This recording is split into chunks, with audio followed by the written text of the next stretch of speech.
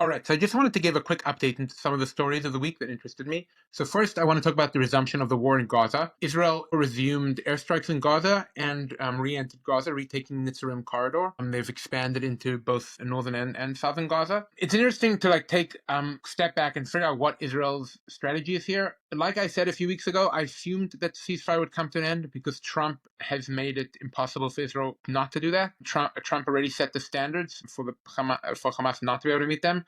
So I think Israel is taking this opportunity to try and finish the job. What does finish the job look like? So Israel's been fighting Hamas for almost 2 years, and they have not defeated them. So the implication there, in my mind, means that they cannot be defeated in that sense. Why? Because Hamas doesn't really exist. Hamas is just a proxy for Palestinian resistance. That's why they have 16. Who are these new 16,000 fighters they have?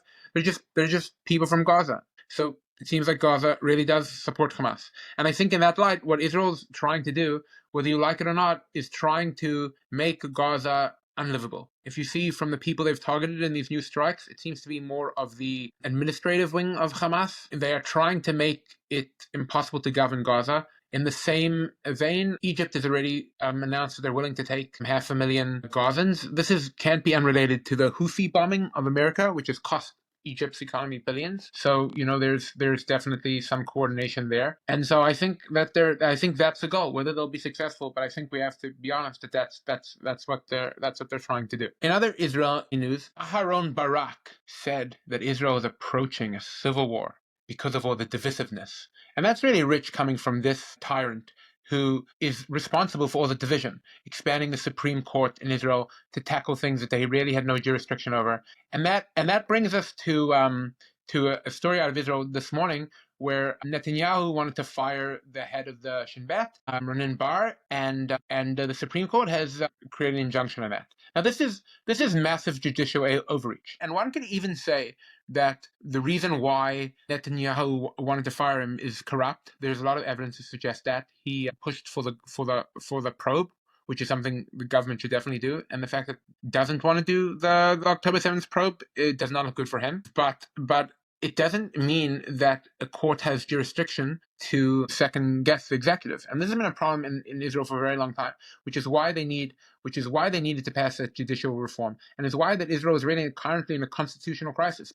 And why do I think the power of these judges needs to be clearly limited more than the executive? The reason is because the reason is because the remedy for a bad executive is the ballot box. But there is no remedy for these corrupt judges that have lifetime appointments and just keep expanding their power. So that is why they need to have a clearly delineated purview and jurisdiction. Something has to give over there, because you can't have the these arrogant liberal judges dictating from the bench. There has to be a clear delineated purview for what they can do. And this is a similar problem in America, where you have, I wouldn't say it's illegal, but it's definitely abuse of the system when you have these lower court judges trying to second guess deportations by the Trump administration. It's one thing if we got an injunction from the Supreme Court or some major circuit court, but for just any federal judge in the country, that's not the way to do things. So there has to be some formalized policy on this. Otherwise, it could end up in a constitutional crisis. In other news, Elon Musk sent his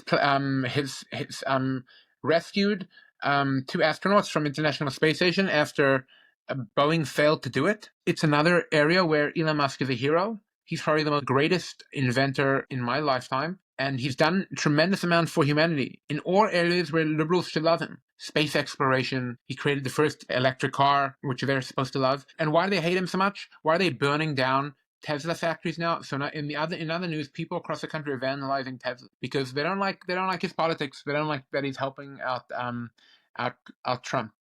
Helping out Trump. Just this week, Mark Kelly traded in his Tesla for a Chevy pickup truck. So I guess he doesn't care about the environment anymore. Now I think you can drive whatever you want, but this is just ludicrous, and it just shows how Trump derangement system can spread to the target of that disease can spread to other people too. And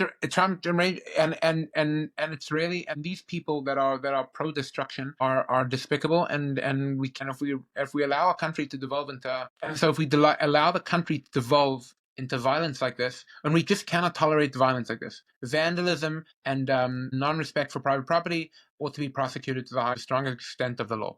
I am a libertarian. I do not believe in victimless crimes. I do not believe in locking people up for non-violent crimes.